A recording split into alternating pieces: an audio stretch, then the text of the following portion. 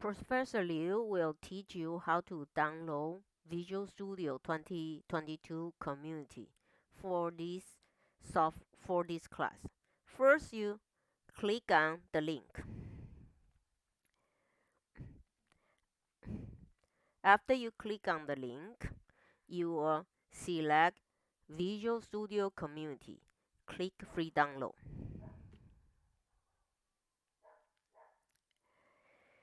When you do the free download, the installation software will be saved into your download folder.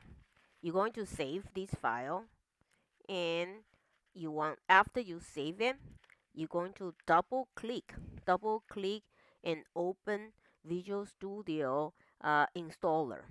After you open a Visual Studio installer, there are three important workload components you must check.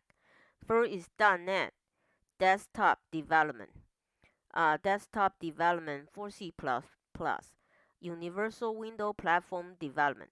These three, you must select it. After you select all these three, in your installation of Visual Studio 2022 is complete. Congratulations.